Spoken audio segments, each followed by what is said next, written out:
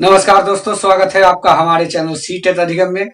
दोस्तों, कई दिनों से मैं वीडियो नहीं बना रहा था, कुछ पर्सनल काम की वजह से। हालांकि मैं आज जैसे ही मौका मिला आप लोगों के लिए एक बार फिर से वीडियो लेके मुखातिब हूँ। तो दोस्तों, आज शुरुआत करेंगे शिक्षक बहाली के संबंध में कि सरकार के सकारात्मक रुख नजर आ रहे हैं। पिछले दिनों के आप इंटरव्यू को भी देख सकते हैं, आज पेपर में आया हुआ न्यूज को भी देख सकते हैं, और भी कुछ चीजों पर फोकस करेंगे जिससे ये मालूम होता हुआ दिखाई दे रहा है कि सरकार जो है पूरी तरीके से ऑनलाइन मोड के पक्ष में है। अगर इस तरह की चीजें सामने आती है तो हम लोग को बहाली में मौका लेने से कोई नहीं, आवेदन देने से कोई नहीं रोक सकता। दूसरी चीज कि एलपीए का केस जो हमारा खींचता जा रहा है, आखिर ये कब तक खींचेगा, कब तक हम लोगों के लिए अच्छी चीजें निकल के आएगी। और तीसरी बात जो है, जो वर्तमान बहाली प्रक्रिया है ये और भी लंबा खींचने की उम्मीद है। बहुत तरह के दावे किए जा रहे हैं, लेकिन मैं एक दो चीजों के बारे में बताना चाहूंगा जिससे आपको खुद पता चलेगा कि ये बहाली प्रक्रिया जो है और लंबा खींचने वाली है। तो चलिए दोस्तों, वीडियो की शुरुआत करते हैं और सबसे पहले जानते हैं कि माननीय शिक्षा मंत्री जी महोदय ने, जो हमारे वर्तमान शिक्षा मंत्री हैं डॉक्टर विजय कुमार चौधरी जी, जो वर्तमान में कल ही उन्होंने अपना पदभार ग्रहण किया है, उनके द्वारा क्या क्या इंटरव्यू में बातें कही गई। एक तरह से देखा जाए तो उन्होंने भी इस तरीके का, उनका जो ड्रीम है, उनका जो सपना है, जो पिछले कई बीते सालों में उस चीजों को देखने को मिलती थी, जिस प्रकार के टीचर हुआ करते थे कि हमारे बिहार के शिक्षक को अन्य राज्यों में बुलाया जाता था, उनको मौका दी जाती थी पढ़ाने के लिए कि यहाँ के जो शिक्षक है बहुत ही इंटेलिजेंट है। उस तरीके की गौरव को प्राप्त करने के लिए एक चीज का होना बहुत जरूरी है कि हमारे पास गुणवत्तापूर्ण शिक्षक हो। उन्होंने ऐसी बातें कही, और गुणवत्तापूर्ण शिक्षक की बहाल के लिए बहाली को पारदर्शिता के साथ लेनी होगी। इस चीज पे उन्होंने इस बातों में ये इशारा कर दिया। अगर आप लोगों में से बहुत सारे लोग उस इंटरव्यू को भी देखे होंगे तो ये चीज समझ गए होंगे उसी समय कि इनके द्वारा जो बातें कही जा रही है वो बिल्कुल परफेक्ट है। क्योंकि अगर पारदर्शिता के साथ बहाली प्रक्रिया होती है तो अच्छे शिक्षक स्वाभाविक है आएंगे, और स्कूलों में जब अच्छे शिक्षक जाएंगे तो बहुत ही गुणवान बच्चे निकलकर सामने आएंगे।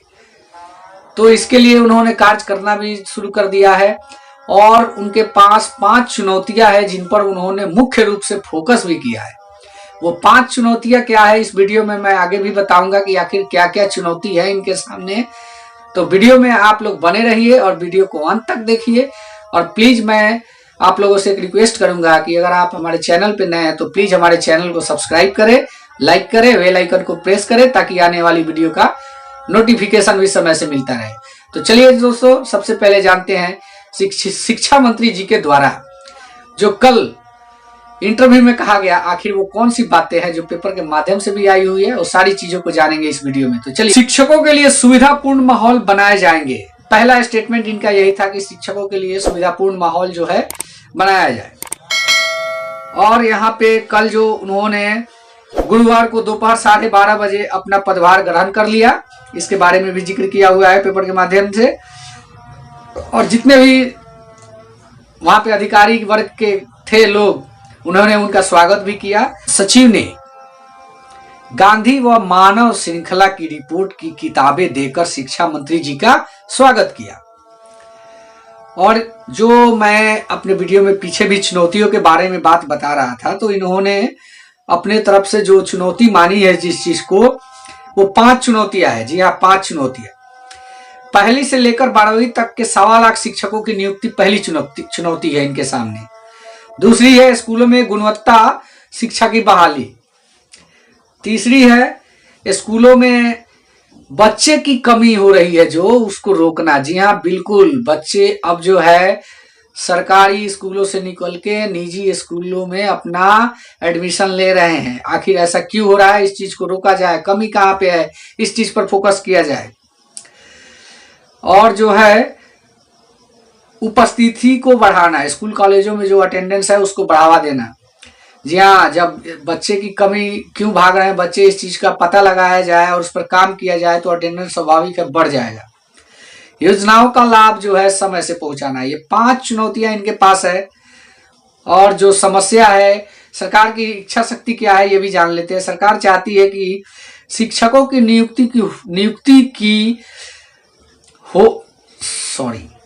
सरकार की इच्छा शक्ति, सरकार चाहती है कि शिक्षकों की नियुक्ति हो, पर चयन और नियुक्ति प्रक्रिया से असंतोष के कारण न्यायालय में वाद दायर होने से यह प्रक्रिया खिंचती चली जा रही है।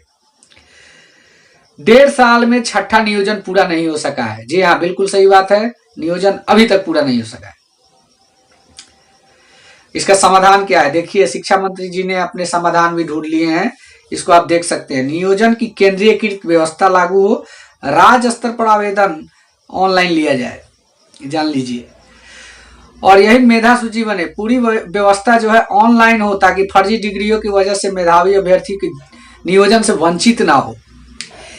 इससे शिक्षकों का बेहतर लॉट मिलेगा। जी हाँ, स्वाभाविक बात है, अगर ऑनलाइन मोड से बहाली प्रक्रिया होती है तो फर्जी शिक्षक जितने भी हैं वो आवेदन कर ही नहीं पाएंगे।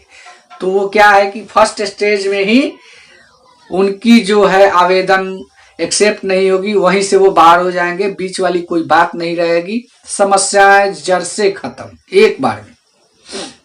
तो इस चीज पे काम किया जा रहा है।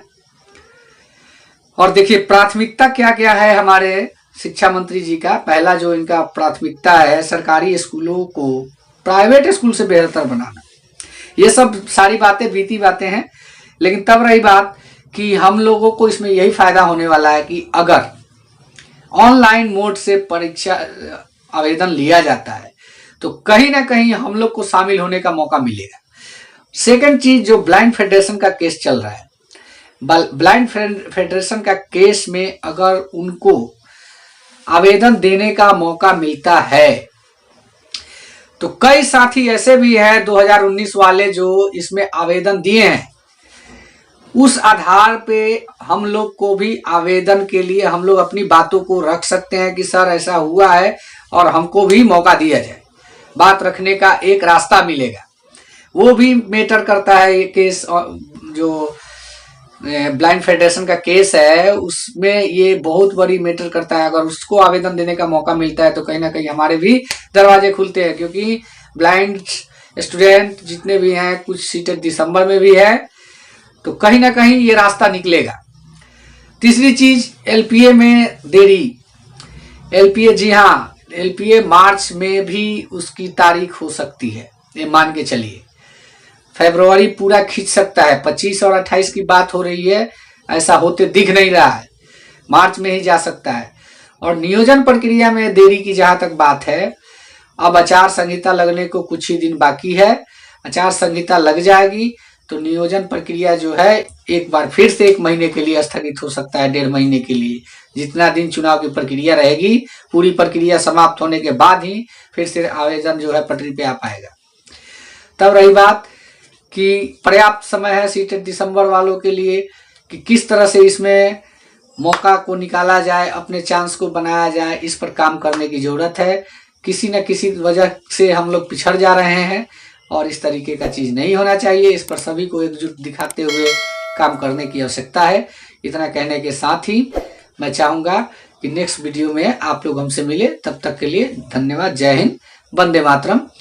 और प्लीज, अगर कोई भी साथी, हमारे नए साथी हमारे वीडियो को देख रहे हैं तो प्लीज हमारे इस चैनल को सब्सक्राइब करें। धन्यवाद।